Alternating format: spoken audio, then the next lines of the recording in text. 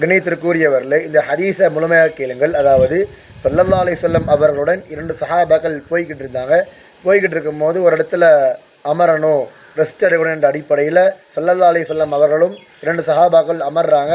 அப்போ அதில் ஒரு சஹாபி என்ன பண்ணுறாங்கன்னா தூங்குறாங்க, இன்னொரு சஹாபி என்ன பண்ணுறாங்கன்னா முழிச்சுக்கிட்டு இருக்காங்க. தூங்குன சஹாபியுடைய கயிறை நம்ம எடுத்து அவர் முழிக்கும் போது யாரோ திருடிட்டு போயிட்டாங்கன்னு சொல்லி நம்ம யாரோ எடுத்துகிட்டு போயிட்டாங்கன்னு சொல்லி காமிச்சுக்கிடுவோம் என்பதாக அவங்க என்ன பண்ணிட்டாங்கன்னா அது மாதிரி எடுக்கிறாங்க. எடுத்த பிறகு அந்த சஹாபி தூக்கத்திலேருந்து எந்திரிக்கும் போது அவங்க வச்சுருந்த கயிறை காணா போனதின் காரணமாக அவங்க ரொம்ப பதற்றம் ஆயிட்டாங்க. இதை பார்த்த ஸல்லல்லாஹு அலைஹி வஸல்லம் சொன்னாங்க, லா யஹல்லு லி முஸ்லிமின் ஐயு ரபிய முஸ்லிமன். அதாவது எந்த ஒரு முஸ்லீமுக்கும் ஆகமானதல்ல. எது ஆகமானதல்ல அப்படி கேட்டால், ஒருவரை பயமுறுத்துவது, பதற்றப்படுத்துவது எந்த ஒரு முஸ்லீமுக்கும் ஆகமானதல்ல என்பதாக ஸல்லல்லாஹு அலைஹி வஸல்லம் அவங்க இந்த ஹதீஸில் சொல்லி காட்டுறாங்க. இணையத்திற்குரியவர்களே, நாம் எல்லாம் யோசிக்க வேண்டும்.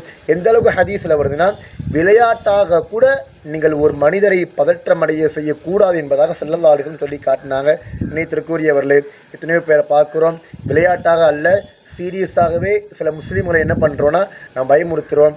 இன்ஷா அல்லாஹ் இன்றைக்கி பாடமாக எடுத்துக்கொள்வோம். அது மாதிரி விஷயங்களை விட்டு அல்லாஹு தஆலா நம் அனைவரையும் பாதுகாப்பானாக. அஸ்ஸலாமு அலைக்கும் வரஹ்மத்துல்லாஹி